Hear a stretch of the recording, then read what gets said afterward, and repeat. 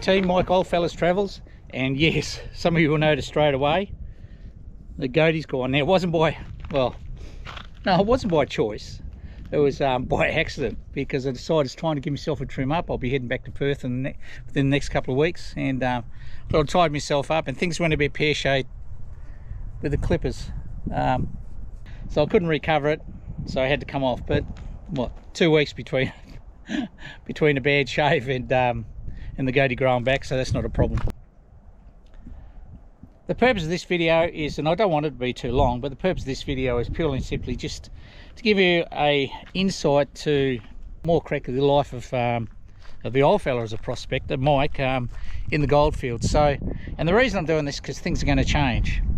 So basically, what, the last 3.5 years I've been prospecting, this is how I've been living. So that's pretty much the lifestyle. Got my fire pit there, cook pretty much everything over the fire pit.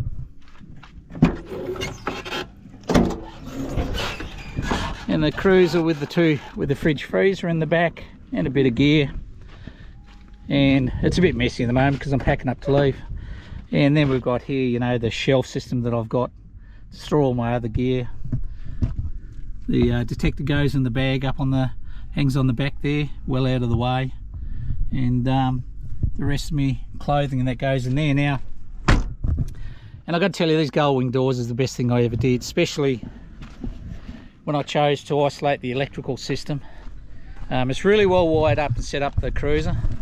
So with the Ergon hub, this is a must as far as I'm concerned. All my charging gear for detector and camera gear in there so that I don't drive away and accidentally leave it behind.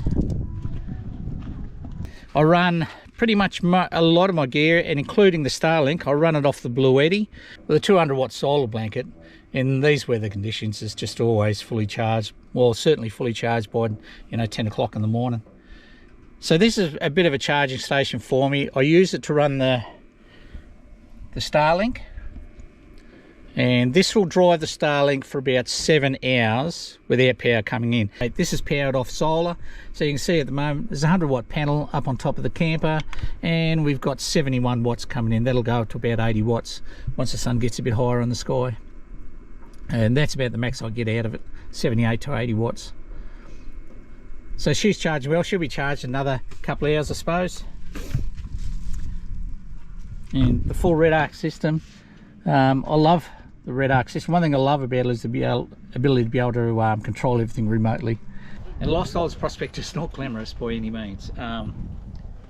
It might appear to be for some people, but it's not that I don't like it, but I just want, you know, for people that don't prospect, I want, you know, I thought it'd be good if you realised it's not a glamorous lifestyle. And I suppose anybody looking at the videos, you know, go, sure, you know, Blind Freddy'd know that.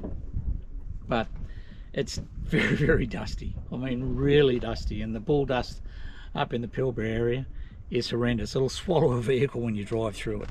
And if there's a good wind blowing away, that's all fine, but if there's not a good wind blowing away or a slight breeze blowing your way, everything's covered in dust. So every morning when I get up, it's out with the spray and wipe all the bench surfaces down, blow my computer off, maybe even get the dash wiped down in the car from the last few days.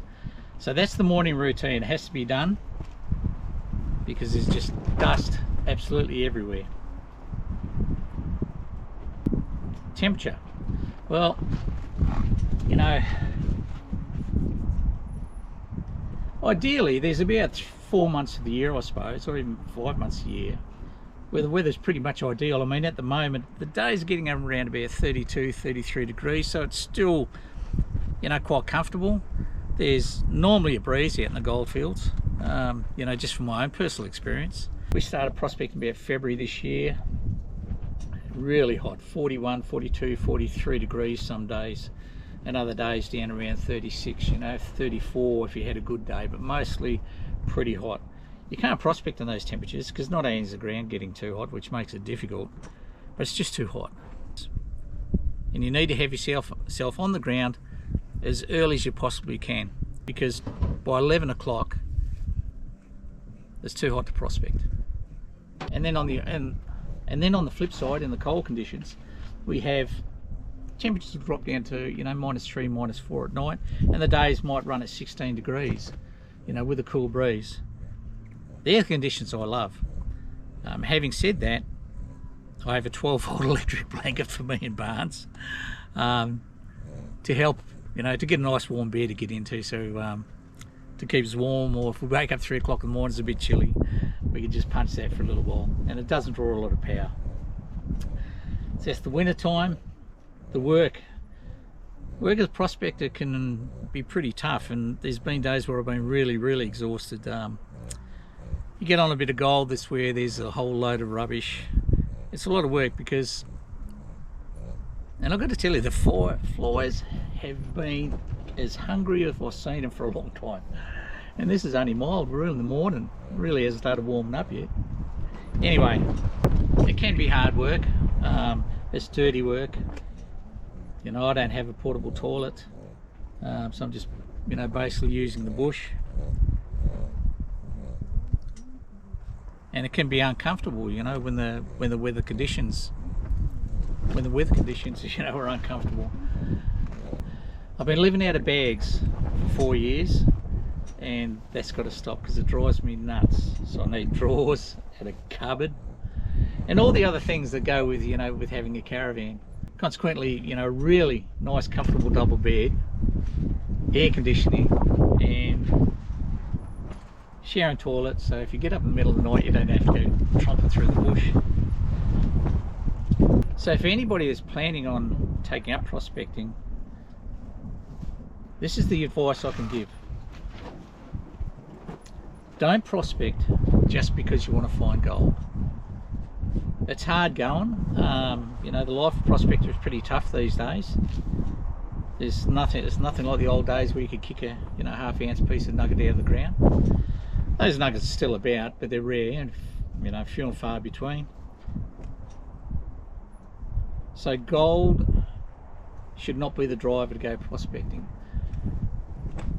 Gold is the icing on the cake that helps you maintain, you know, a lifestyle. Whether that be, you know, top up funds that you cash in so you've got a bit of extra holiday cash, whether it's to buy some new toys, whether it's to actually, you know, be a full-timer and rely on it for income. But if that's your driving force, is just to find gold, you will never last. So that allows me to come out here and prospect and take a day off if I want and just relax, because I just love it out here. You know, the lifestyle, especially when you're prospecting with a couple other people, it's just fantastic. You go out, prospect every night, light the fire up, have a few tinnies around the fire, maybe even have a communal meal when we cook up a roast and that now and then, chew the fat for a while, then off to bed, which is generally pretty early, and then do it all again the next day. Which brings me to the third thing you really need to have. You really need to be patient. You have to have good patience, and don't look too hard for the gold, because looking hard for the gold ain't going to help you. You need to be relaxed and just let, you know, your gut feel drive you, really. So anyway, guys, that's it. It's a bit of an interlude into oh, Barnes is feeling the heat's a bit hot, but today's the last day. I'm packing. Once I'm done with this video, I'll be packing up. So that's about it. Mike, Old Fellas Travels, full-time prospector and tourer, and I'll leave you with it.